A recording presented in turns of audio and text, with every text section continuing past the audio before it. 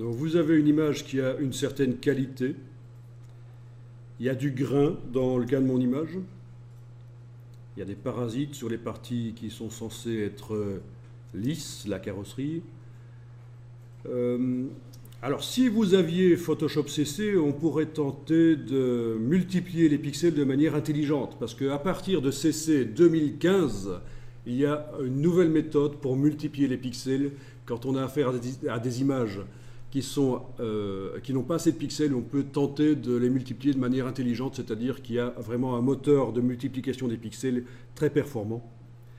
Mais vous êtes dans C6, vous seriez même dans CC 2014, on ne saurait pas le faire parce que c'est seulement depuis CC 2015 qu'il y a ce moteur de multiplication de pixels. Donc je tiens à le préciser ici, on a ici une image qui a une certaine qualité, mais il serait possible d'améliorer les choses. Alors je peux vous montrer, mais après je vais annuler après vous avoir montré. Par exemple, regardez la partie de la voiture ici, le 6, vous voyez qu'il est pixelisé, il n'y a pas de problème, hein, ça se voit. Alors, il faut que j'ajoute que là je vois une grille de pixels, chacun des pixels est séparé par une petite ligne blanche. C'est utile quand on fait du web, mais quand on fait de la retouche photo, ce n'est pas nécessairement utile. On peut demander que Photoshop fonctionne à l'ancienne manière, c'est-à-dire sans mettre ces lignes blanches. Est-ce que vous avez ces lignes blanches ou pas, quand vous zoomez? Vous les avez? Bon, ben ça peut être intéressant de faire en sorte que Photoshop ne les montre pas, et ça vous pouvez faire maintenant. C'est menu affichage, afficher, et vous décochez grille des pixels. Affichage, affiché, vous décochez grille des pixels. Et là, vous voyez les pixels comme avant dans Photoshop, c'est-à-dire ils ne sont pas séparés par une petite ligne blanche. C'est vraiment quand on fait du web, du travail pixel par pixel. Bon, par contre, ensuite, vous ne faites pas, parce que de toute façon, vous n'avez pas la fonction dans C6. Je vous montre. Je vais dans le menu Image, taille de l'image. Et ici, je vais demander l'option Conserver les détails agrandissement. Et ça, vous ne l'avez pas, donc vous n'essayez même pas de le faire. Et je vais multiplier les pixels de l'image. Donc les dimensions en centimètres et la résolution, on ne s'en occupe pas du tout. Ça ne nous intéresse pas. Ce qui nous intéresse, quand on fait un travail dans Photoshop, c'est surtout les pixels. Quel est le nombre de pixels qui composent l'image? Et alors, ben, par exemple, si je multiplie les pixels en mettant 8000 sur 6000, je vais donc avoir 4 fois plus de pixels dans l'image. Voilà.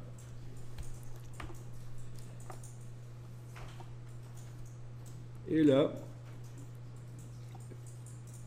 on va tenter de zoomer là-dessus. Voilà, vous allez remarquer que ça va lisser. Déjà ici, vous devriez le voir dans la petite boîte quand j'enfonce le bouton de la souris. Ça c'est avant et ça c'est après. D'accord, vous voyez ça? Le phare ici, avant, après. Bon, ça ne fait pas des miracles, mais ça lisse quand même pas mal. C'est bien. OK. Donc je clique sur OK, le calcul se fait sur toute l'image. Ah oui, tiens, j'ai pas montré qu'on pouvait réduire aussi les parasites. Oui, parce que ça fait aussi du lissage. Là, je vais annuler parce que j'ai oublié de vous montrer un truc. Voilà, je suis revenu à l'image d'avant non agrandie parce que je voulais vous montrer qu'on peut aussi lisser, grâce à cette technique, lisser les surfaces. Donc, c'est dans Image, taille de l'image, conserver les détails, voilà.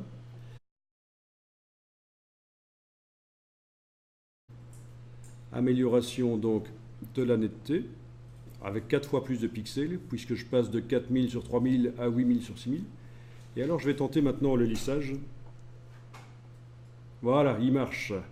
J'ai mis 31% de lissage et sur la surface ici, il y a du bruit qui disparaît. Extraordinaire ça, hein? Vous voyez la surface là? Il y a du bruit qui disparaît, ça lisse.